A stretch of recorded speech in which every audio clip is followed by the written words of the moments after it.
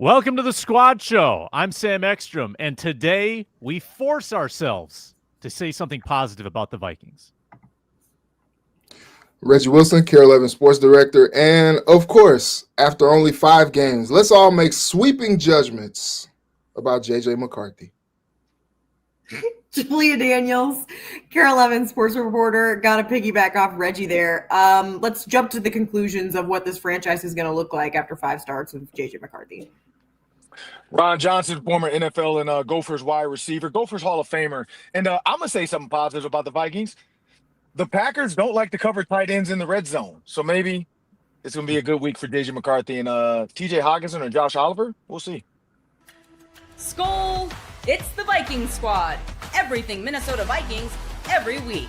Breaking down all the big hits and game-changing plays from the land of 10,000 lakes. The way only the Locked On Podcast Network can. It's time to gear up. The Viking Squad Show starts now. Welcome into the midweek Wednesday Care 11 edition of the Viking Squad Show. We're streaming on Locked On Vikings on YouTube. Get our audio on demand wherever you get your podcasts. It's all part of the #1 sports podcast network, the Locked On Podcast Network. Your team every day. Brought to you today by FanDuel. New customers can bet just $5. If your bet wins, you'll get $300 in bonus bets to use across the app. Today, we are going to change the tone around the Minnesota Vikings. We are going to force ourselves to find some silver linings about what's happening with J.J. McCarthy and his surroundings on this 4-6 football team. We discuss how Kevin O'Connell is handling the struggles. He's had at least 3 press conferences since Sunday. Talk about what he's saying, what we're hearing, and the subtext of what we're hearing out of the head coach's mouth. Plus, we look ahead to Green Bay, Sunday's game. Vikings 6.5-point underdogs at Lambeau, plus bold predictions for that game as well. Let's dive in. Here's the opening exercise. It's been really negative the past 3 days. Fan base is freaking out. Let's find something that's good about the Minnesota Vikings. It could be J.J. McCarthy. Could be outside of J.J. McCarthy. I would throw this out there to begin. J.J. McCarthy has shown a proclivity to play his best in the fourth quarter. We've seen him for 5 games now. I think you toss the Atlanta game out. You look at Chicago, big-time plays. Detroit helped seal that game with the final throw to Jalen Nailor. Even the Ravens game, I think you could say, well, they were down 2 touchdowns. He dug him a pretty big hole. Kind of helped get him close to digging out of it. 1 touchdown drive, completed some 4th downs, had the ball late, and then stalled out. And then, of course, the Bears game on Sunday. So 4 out of 5, I think you could say that there's been a clutchness to J.J. McCarthy that is that's an intangible that not everybody has. So that's a positive in his in the check mark, the plus column. Julia, what do you got? What's going well with this team? I do like that you said that. I was on the power trip this morning, and they were talking about how JJ has the clutch gene, right? It's like the no quit attitude. Sometimes I feel like the Wolves have a little bit of the clutch gene. I mean, there's a reason that wasn't Anthony Edwards one of the finalists for Clutch Player of the Year last year? Because was it Ant or was it Julius Randle? I think it was Ant. Probably Ant, yeah. Just because of the situation that the team would put itself in, not because necessarily, I mean, he's a clutch guy. But yeah, anyways, I digress. Yes, I do think that J.J. McCarthy has the clutch gene. I will say also, I think that there is positive. I think that this defense still has the foundation and a scheme that can be successful. I just think they're a little bit sloppy right now, but we've seen some really bright spots from a lot of guys on that side of the ball. Jalen Redmond has been a huge positive for this Vikings defense. He's been a monster this year. Reggie and I were talking about how he was in the XFL before this, and he's like, I don't want to go back. I'm going to do everything I can to make sure I don't got to go back to semi-pro football. So I think it's that. I mean, having Andrew Van Ginkel back out there is always good. Blake Cashman makes an impact. I think that they have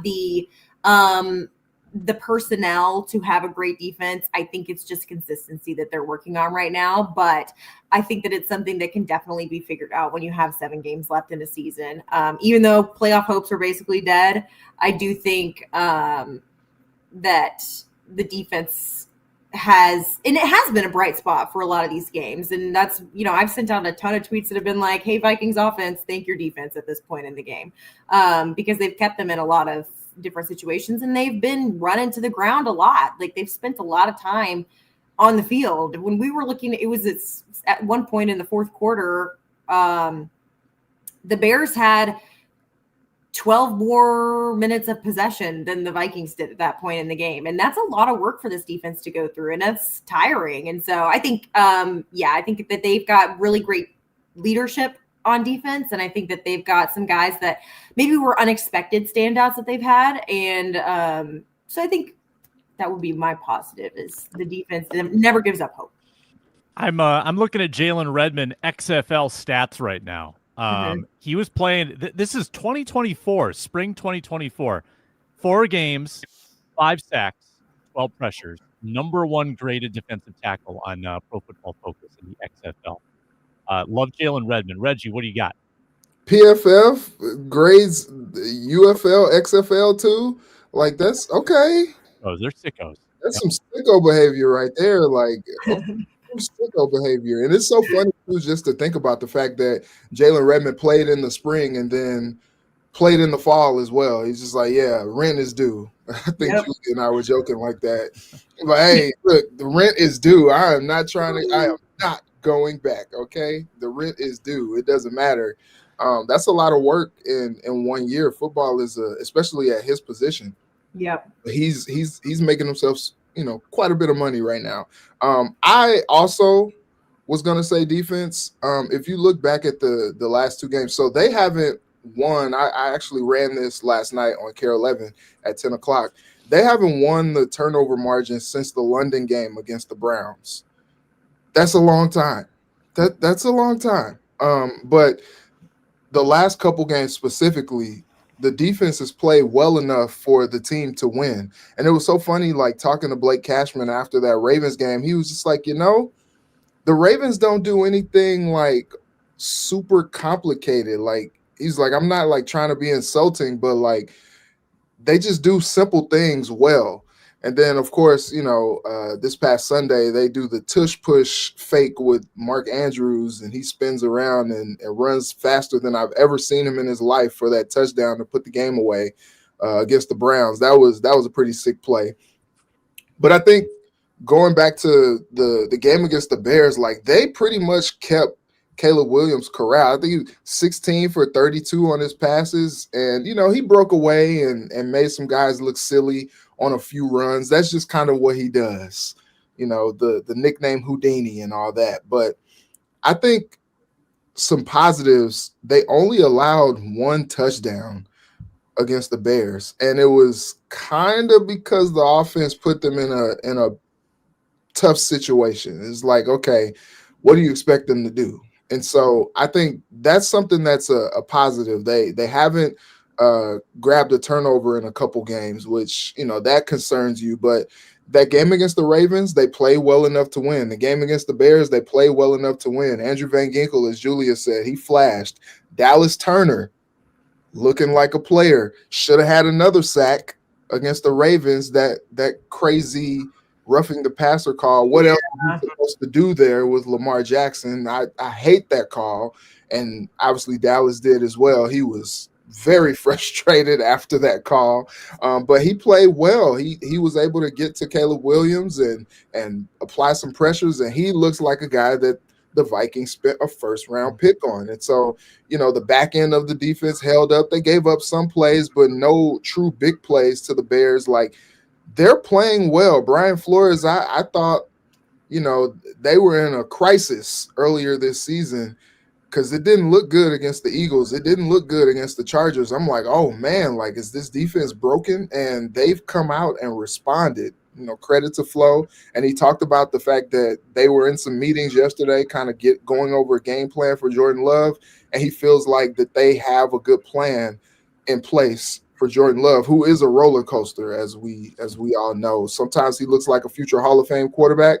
Other times he looks like he is one of the worst quarterbacks in the NFL. It's kind of weird.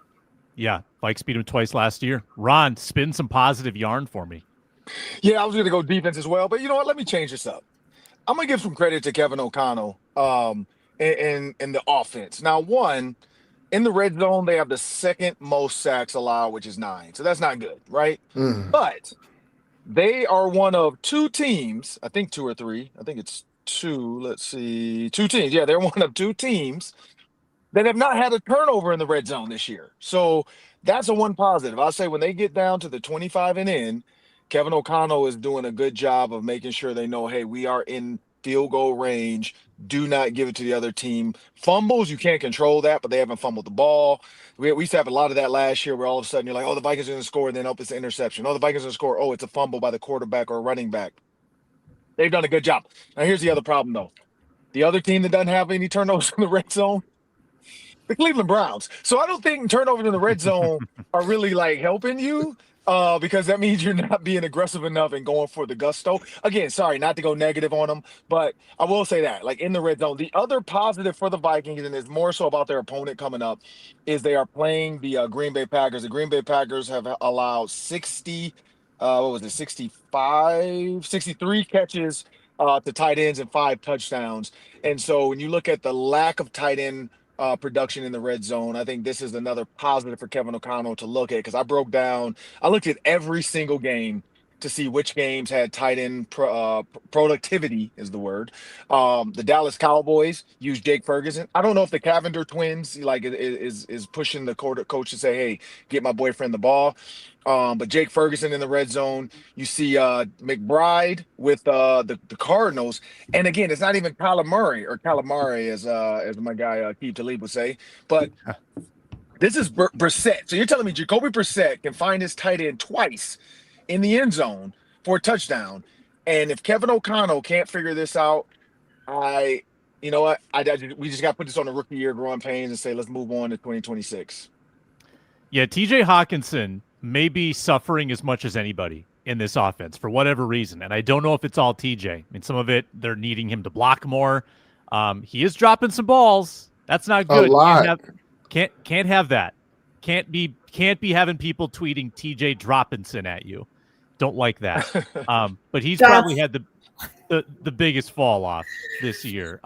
Let's talk more about the head coach when we come back. I want to hear what you guys think, or how you think KOC is handling the most trying period of his tenure as Vikings coach. He's been talking a lot. He's been asked a lot. But JJ McCarthy, how is he responding? We'll dive into that next.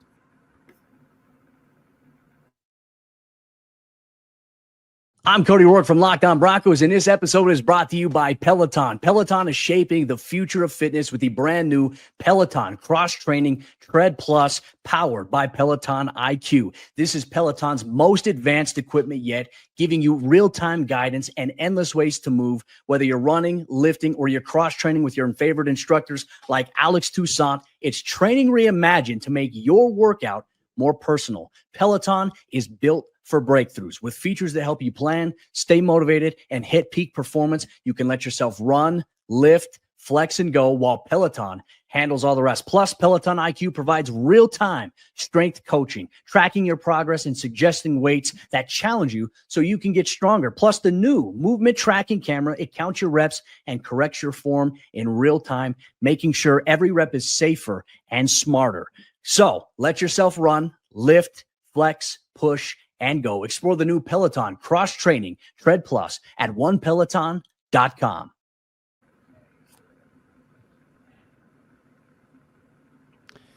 All right, welcome back to the Squad Show on the Locked On Podcast Network. Make sure you're checking out the Squad Show Mondays and Thursdays as well, and after the games with some combination of this group, plus Arif Hassan, Luke Braun, Luke Inman, and check out Luke Braun on Locked On Vikings, of course, every single day.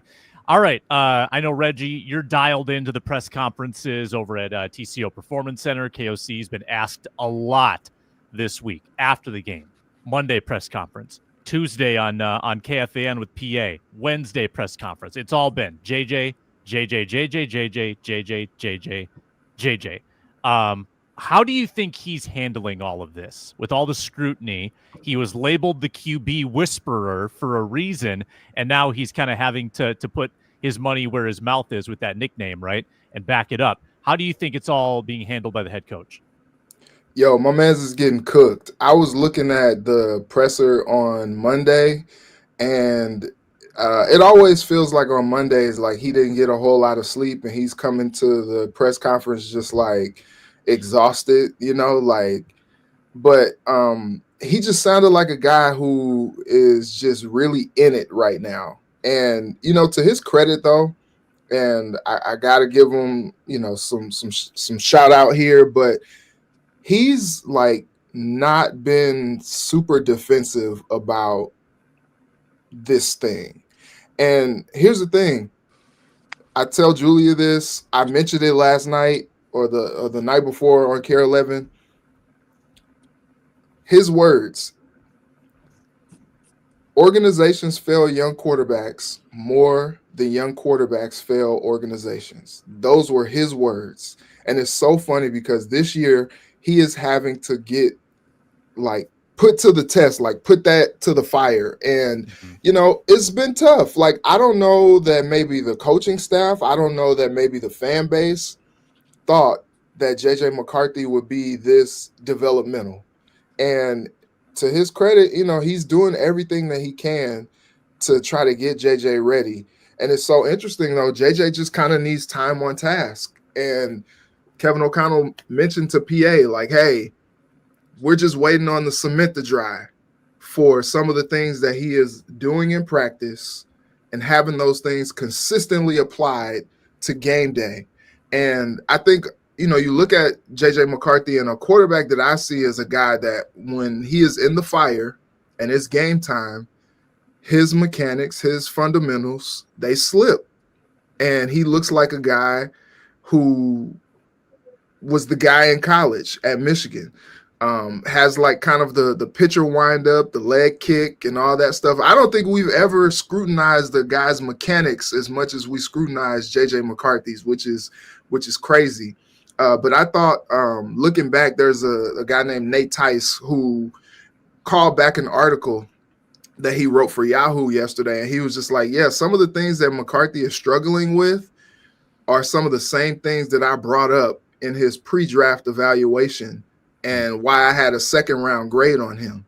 And I think the Vikings coaching staff was just confident that they could, bring a quarterback into their system, into their program, and develop him. But it's only been 5 games, and I think Kevin O'Connell is kind of under fire here, and I feel for him. I don't envy him because people want to see results, because this is a Vikings team that it was built to win now, but now they're also developing a young quarterback, and it's taking a little bit longer. It's taking a little bit more than people thought. And so now you're losing football games with this win now roster because the quarterback's development is kind of slow coming. And now you got these efforts kind of going against each other, which is what I talked about. I see Alex C's comment about Ben Johnson coming in and getting Caleb Williams ready. Here's the thing. JJ missed the whole season last year. One of my closest friends from Chicago, a huge Bears fan, he texts me all the time. He's like, game 25, game 26 for Caleb. People want to write Caleb off, but now Caleb has all these games under his belt. Kevin O'Connell was able to take guys who were pros already, who kind of experienced the live action of football, so they kind of know exactly what they're getting themselves into when it comes to playing in NFL games. And he was just able to refine some of the tools that they had and get them playing better. There's a whole reclamation. There's a whole just molding of the clay type of a project with JJ McCarthy, because this is a guy that you need to build all the way up, and it just takes some time. And it seems to be taking more time than the fans are really having the patience for, but you just got to stick in. Yeah. I mean, Ron, I think the last 3 years with KOC, he had veteran quarterbacks who had the technique. They just needed to get, the right voice in their ear, put in the right spots, and it worked with Kirk and Dobbs and Darnold. Now it's a big technique conversation. Now it's building up JJ McCarthy from this blank slate. And that is taking more time than I think anybody anticipated. Yeah, and so one, having a teenage daughter, like when Reggie said KOC was in it, like the only thing I could hear was in it. Like that's all I could hear. It's literally that's all I heard. You killed Julia. Julia Julia's knows dead. that. She's got to spin it. So Oh my anyway, God. literally that's all I heard in my head. But so here's the thing, like KOC, so if he had a full year with JJ McCarthy on his feet, he could have worked on the technique. He could have worked on the throwing angles. He could have worked on the arm, elbow above the shoulder. He could have worked on the hand, fingers on the laces. When do you spin it? When do you float it? You watch some of those Caleb Williams throws. It felt like they were like perfect John Madden drawn up. Like I can hit the X button this hard. I can smash it. I can throw it super hard. Like it felt like Caleb Williams was like doing it right where it's supposed to be. JJ McCarthy, on the other hand, a couple of those Justin Jefferson throws. Again, even the touchdown, right? You got outside go route, and you got a middle seam that's running a post. The minute the middle seam runs a post, the outside cover 4 cornerback, he is looking inside, meaning he's covering his deepest quarters, which would have been Addison, but he's also has eyes to number 2. The minute number 2 runs a post, you know that you have safety help. You can turn around and go right away. If that was any other cornerback than Nashawn Wright, that's probably a pick 6 or an interception at least, or a knockdown. Nashawn Wright was just like, after the post broke, Nashawn Wright stood there.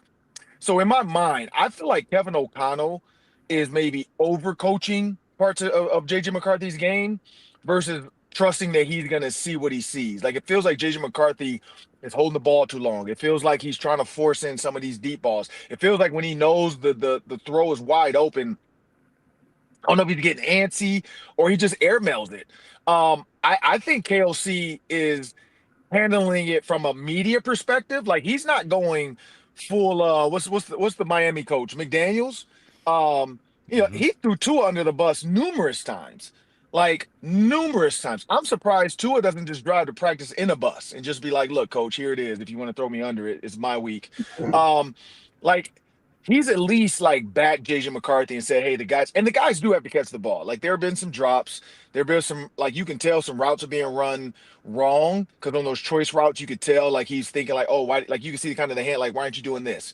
Like you can tell there's some miscommunication going on too. But I think Kevin O'Connell is failing JJ McCarthy.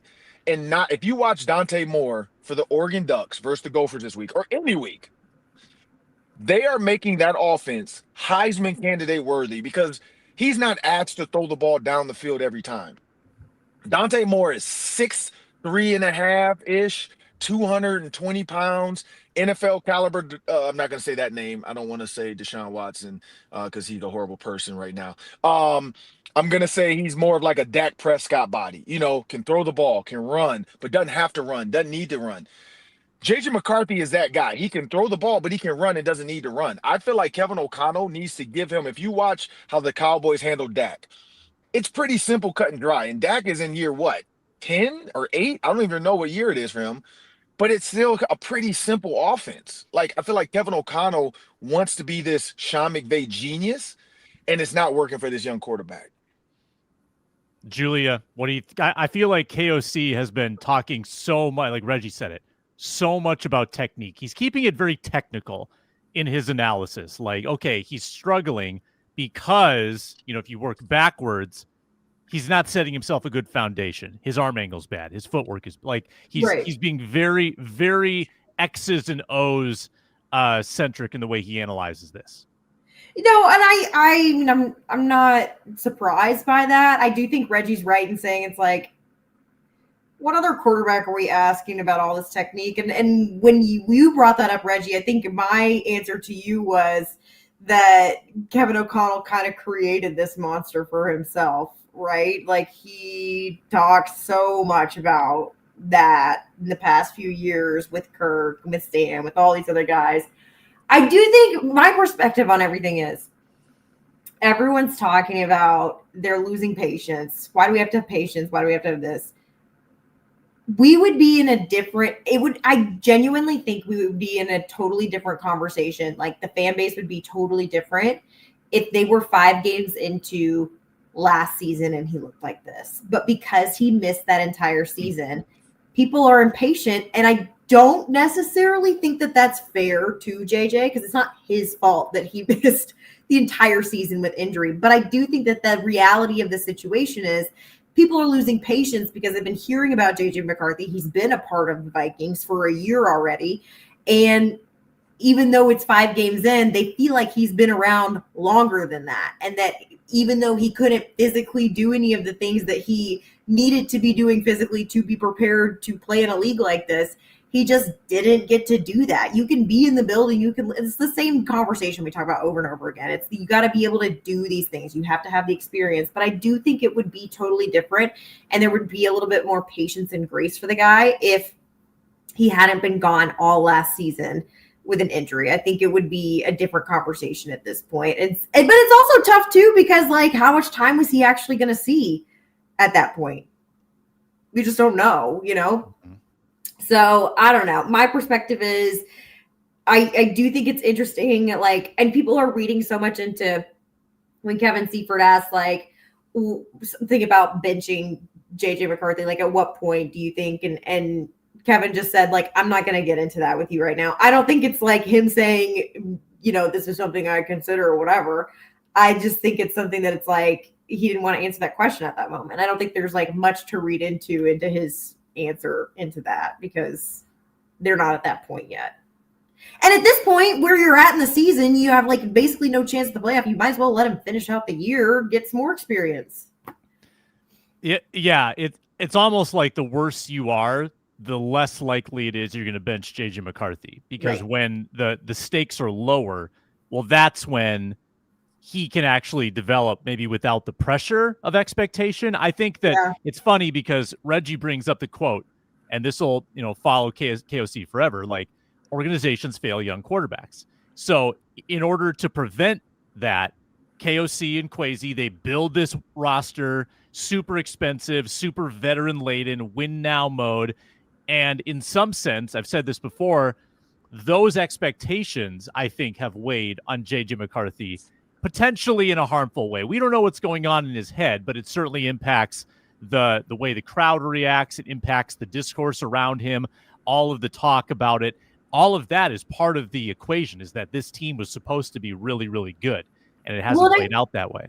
I also think it's hard too, because you don't know how guys are going to mesh, but then you have this young quarterback, but then you have all these veterans around him. So it's harder, I feel like, for him to take on this leadership role. Look at the Patriots, right? Like, they have all these young guys. Like, I feel like they relate to it. I don't know, you know, I'm not in cahoots with all of the players and know exactly what conversations are going on and who's friends with who and blah, blah, blah. But the Patriots, like, they have this really great team. And a lot of the guys are like in their first or second year in the league. You know, a lot of the best players on their team are in that spot. So that's another thing. I feel like that's another layer to this entire aspect. And it's a conversation that we've had in the sports department, is just, you know, JJ McCarthy has this like funny, quirky personality, and he's obviously like really wants to be liked by everybody. And it's, you start to wonder, like, how does that go over in a locker room full of a lot of guys that are older than him?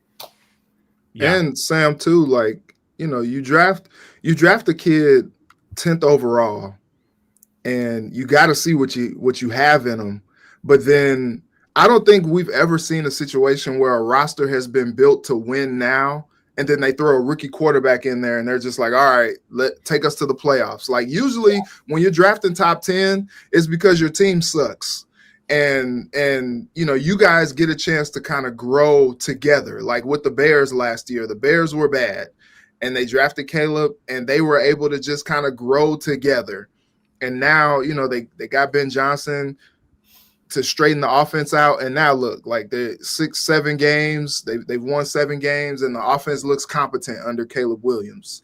And so when you have a situation like that you're sticking JJ McCarthy in, JJ McCarthy even last week, which is crazy, because I know that it's like some mental gymnastics going, because he's like, I have championship expectations for myself every day. Like that's how I go about my business. But then after games, he's just like, well, this is start number 5. I'm still developing, I'm still growing. It's just like those are two things that are against each other right now.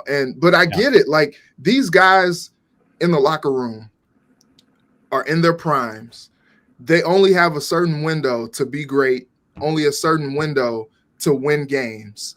And then when you stick a rookie quarterback in there who has not played a whole lot, and you're trying to develop this rookie quarterback, but you got all these veterans who want to win because they see how talented the roster is around this rookie quarterback. That's tough, man. It's like I give the Vikings kudos, especially guys like Justin Jefferson, who probably should be over 1,000 yards right now receiving, should have more than 2 touchdowns. But every week he's just like, look, yeah. And last Sunday I thought was really honest from him. He's like, of course it's difficult. Yeah, like we're not sugarcoating it. Like it's difficult, but we're doing everything we can to help McCarthy grow and to help him be more confident out there. And it's just like, man, a lesser team would be dysfunctional right now, looking at what's going on. The Vikings have won in Lambeau the last 2 years. Can they make it 3? We'll find out next. Vikings are 6.5-point underdogs at FanDuel. And there's no better place to get into the action than at FanDuel. They're an official sports betting partner of the NBA. You can bet NFL. You can bet college basketball, hockey. It's all there. It's all at FanDuel. Live wagering, definitely on the table. Same game parlays, a lot of fun. When we make our FanDuel locks, we're talking rushing props, receiving props, passing props. There are literal hundreds of ways to wager on an NFL game. We like to give you a little sampling here on the Squad Show. New customers right now can bet $5. If that bet wins, get $300 in bonus bets to use across the app. That's the FanDuel Sportsbook app, which is very convenient and easy to use. It pays out quickly. So play your game at FanDuel, an official sports betting partner of the NBA. Ron Johnson teased it in the open, and now it's his time to shine. Why is Green Bay's defense going to allow TJ Hawkinson to get loose in the red zone? And how will the Vikings win? Yeah, so in this week's 3-minute drill with the Vikings, you can find it on the pregame show and also Vikings.com. But I'm watching part of the film now just as we were talking because I was trying to see during your commercial break, like, hey, what is the one play? So the one play I'm looking at is they go 5 wides, but they use Jake Ferguson as the guinea pig, if you want to call it, right? So the first play, Jake Ferguson motions out, and they see right away his man coverage is Jake Ferguson on a cornerback. They're just like, look, he's bigger. Let's just run a body bang 8. He's running a bang 8. It's a 7-step post, but it's on timing. Quarterback has to let go of the ball. For some reason, when you see the way they play tight ends, McBride, same thing. They kind of forget he's there. Zach Ertz was able to run a shallow route and score on them. And so but they've only given up 5 touchdowns to those tight ends. But when you see the way they're giving up, it's miscommunication. So what the Cowboys did was, let's motion them out. Let's let Dak know what the coverage is. Hey, if they man up our big tight end, body him up, just put it on his body, and that's all Jake Ferguson does. He runs right at the corner. He turns for the post, knowing I'm not trying to run past the corner. I want to keep my body between me and the corner. I'm going to catch it, and I'm in the end zone. And Dak throws it quick enough so the safety can't react. The next time down, they have Jake Ferguson kind of be the hook guy. Say, hey, you hook up. If the safety honors you, which is the cover 3 safety, he's kind of sitting over the top of Jake Ferguson. I don't know if he's expecting the double move or what. He's waiting. George Pickens from the slot runs like a corner post wide open because the cover 3 corner has to honor the deepest of the thirds, and the cover 3 safety has the middle of the field, but he's kind of worried about Jake Ferguson. They high-low him with Pickens. Who could that be? That could be Addison. That could be Justin Jefferson. That could be Jalen Naylor. And I would not use Jefferson just because eyes are going to be on Jefferson. They put CeeDee Lamb on the other side, which was smart. That safety in that other corner had to kind of worry about CeeDee Lamb. So you got to kind of play that game. You got to figure out where to put a guy in order to make those safeties look. It's a ton. Every time a tight end ran a shallow route, they score. So Ertz and McBride, both times you see Packers DBs looking at each other like, whose guy is that? Like, what are we doing? And so I say that to say Kevin O'Connell can drop all the stuff he wants to drop on the back end. If it's there, take it. If it's not there, three times, the shallow route was wide open for a touchdown. JJ McCarthy has to understand, and then he can't throw a fireball. Like, throw it where the guy can catch it and run. Debo Samuel's got one of those. The Steelers got one of those. It's just a simple under route. Make it nice and easy to catch. If you do that, you have a chance to win this game. If he's throwing fireballs to Aaron Jones running, because it could be Aaron Jones running the late leak. Like, Zach Ertz ran a shallow, but he ran it behind the line of scrimmage. And so I think everybody forgot he was in the route running part, and he just came out the back end by himself wide open, and he outran the linebacker. But the quarterback didn't throw it super hard. That was Jaden Daniels. And again, I'm saying some names that J.J. McCarthy, we hope he's going to be. Jaden Daniels, Dak Prescott, like, he should be up in that conversation. But if he can't make the simple, easy throws close, he can't zing in a post when the guy's wide open, we have a bigger problem. But that's the chance. So the chance is he has to make those throws, and we can't be looking up Sunday morning or Sunday afternoon like, oh, why did he throw that so hard? If that happens, they're not going to win the game. Yeah, I mean, I think the Lions game, Julia, it's good proof that this can happen. You can go on the road with this quarterback and beat a good division rival. And the Vikings have gone in there the last 2 years, once with Kirk on the fateful day that the Achilles popped. And then the next year with Sam, they built big leads in both those games. This is a place that a lot of guys have success playing at. What are the chances they can pull the upset this Sunday? I don't think it's as egregious as some people are making it out to be that the Vikings could win in Green Bay. I think they don't have a very strong secondary. And so, sorry, guys. I've been up for a long time. It's a boring secondary. My Sorry, goodness. guys. Yeah, they're so boring. I think that there is opportunity there for the Vikings to take advantage of their passing game. Obviously, we know the weapons that they have in that sense. It's like Ron was talking about with their tight ends as well, which is an added layer to that too, because it's something that they've not been able to really get going this season, which has been surprising too, especially when you have a young quarterback. But I think their pass rush obviously poses a huge threat for a young quarterback, especially one that maybe doesn't have the quickest decision-making skills at this point. But something that I think has been talked about a little bit, and Tom Brady talked about this when he was talking about JJ this week, is just having some more changing up your throws. I mean, it can't be fastball. It's got to be something different. You have to have more in your artillery there. And I think it's just that comes down to experience. But yeah, I think that they do absolutely have a chance in Green Bay. I do think if they can get their game going through the air, that's going to be a huge advantage for them as well. And I think that they probably are going to have to rely on that this week if they do want to pull out a win. And Reggie Wilson, the odds of an upset. Honestly, I was at the game in Detroit, and nobody gave the Vikings a chance. Like, it was double digit, odds, all that. Like, I can see it. Also, the Vikings have played their better ball on the road this season. And so, I think Flo is very complimentary of Matt LaFleur. Like, he said on record several times that he thinks Matt is like one of the best guys doing it and really respects his offense. That being said, like, he has done a pretty good job of corralling Jordan Love and making things difficult on that offense since he's been the defensive coordinator of the Vikings. Especially the last 2 seasons, I feel like that, you kind of take that game at the bank away. They kind of blew the Vikings out, but the Vikings didn't have a quarterback at the time. They started Hall.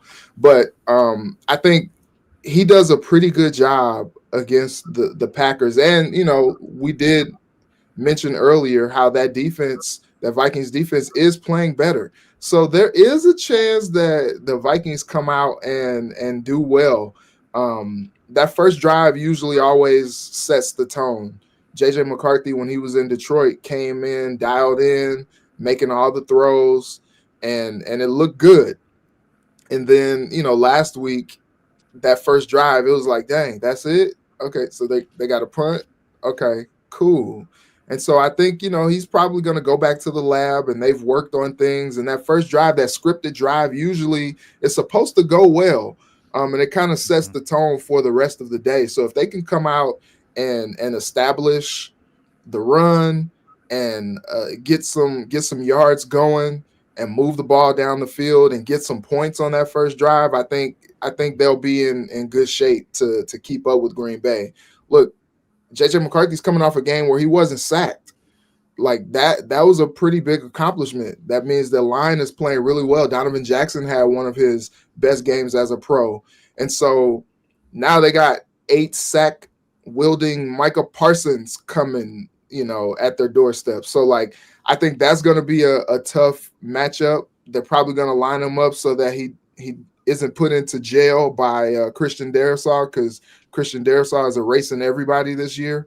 And so I think that's going to be a tough assignment for this Vikings offensive line. So I'm interested to see how this goes. But I do think that I give the Vikings a chance. And this crazy, wacky season is you just don't know.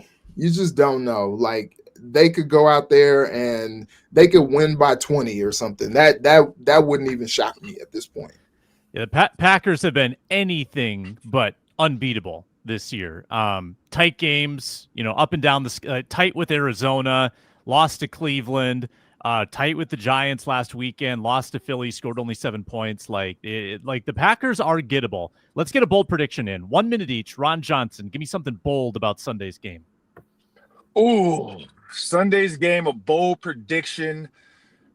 It's got to happen. It's nope, I'm not doing it. It's not going to be JJ. Let me go with I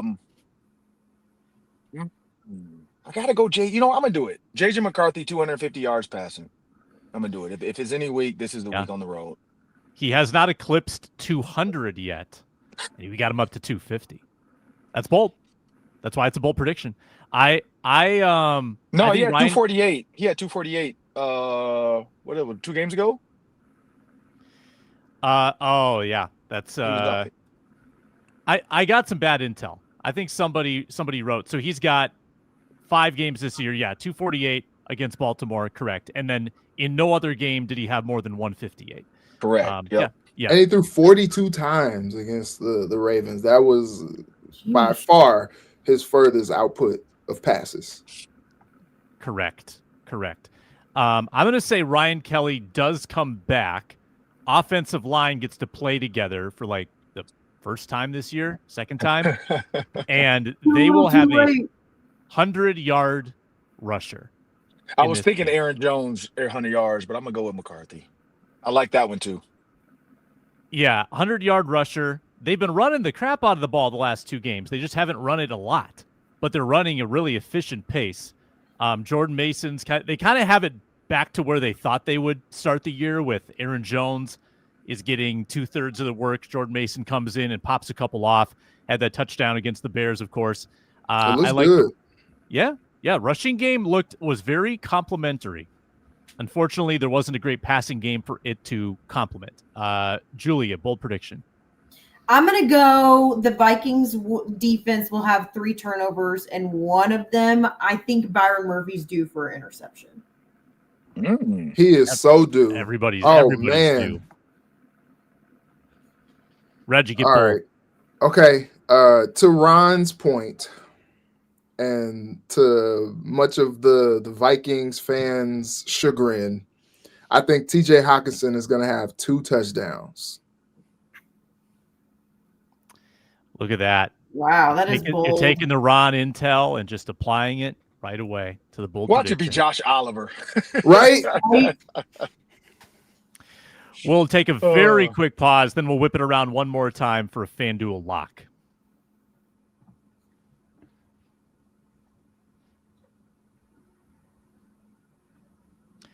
quick update on last week's FanDuel locks on the squad show. Julia had the Vikings scoring the first touchdown. Loss. Ron had the Vikings scoring 25 points. Loss. Reggie had Justin Jefferson scoring the first touchdown. Loss. We won't even talk about Sam's. We'll just move right along. He didn't get the Vikings to win by 17 points or more. No, he didn't do that. Foolish. All right, one more whip around. I want a FanDuel lock from Ron Johnson. All right.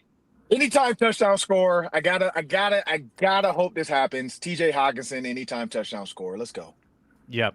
Gotta lean into it. You know what? No, can I say any tight end? I guess it would have to be Oliver or Hawkinson. I'm putting my money on either one. Give me a Hawkinson or Oliver touchdown. Either tight end scores. Julia, go ahead. I'm going to go Vikings to score last, and that's plus 128. Yeah, J.J. McCarthy, clutch gene. Reggie? I'm just going to keep riding it till it hits, man. And he scores all his touchdowns on the road anyway. Justin Jefferson, first touchdown scorer. That's degenerate behavior right there. Yes. Yeah. I lose all my money if I was betting in real life. Random, before Sam goes, super random, true gambling story. When we were at Detroit, I forgot when I was there, but a guy came out of the casino in Detroit downtown, had lost literally every money. He was trying to sell us CDs, like his not like he wasn't like a rapper. It was his actual CDs, not even in the case though. Like it was just remember the big book of like CDs. Yes. Oh. He was like opening up the book of like 48 CDs, like, hey man, $5, whatever CD y'all want, man. You got like he was so like he had lost so much money. He was like, I gotta go home. He was down so bad. Was this 2005 or something? Like what? It had to be like 2010 or 11, man. It was like right when CDs was almost out the door. Oh but it was my like, gosh. because I remember like Jerome Bettis was there, a couple other guys, and we felt so bad. One of my boys gave him like $20, like, hey man, I don't even want a CD, man, but here's 20. Like it was just so bad. That's what Reggie reminded me of. Reggie over there, like, I need that Justin Jefferson touchdown. let me get that Justin Jefferson touchdown. Come on, baby. I know you're good for it. Justin Jefferson touchdowns anywhere. Come on, baby. Come on with your funky real self. jittery over here. Actually, Larry hit 77 sevens in one night and then lost it all in Vegas. Oh my god! Shout out to Dave Chappelle, best skit ever. Oh man, That is, yeah. Hey, y'all got any more of this? Aaron Jones, 100 yards. That's my FanDuel lock. There you go, All Sam. right. That's the squad show for today. wait, who'd you say? Aaron Jones, 100 Aaron yards. Jones. Oh yeah, there you go. Yep. 100 yards on the ground. That should pay well. Julia and Reggie, check him out. Carol 11, Ron Johnson on the Ron Johnson Show. He'll be back on the squad show tomorrow, talking ball with Reef, Luke, and myself. Thanks for watching, listening, commenting, and subscribing. We'll talk to you next time on the squad show.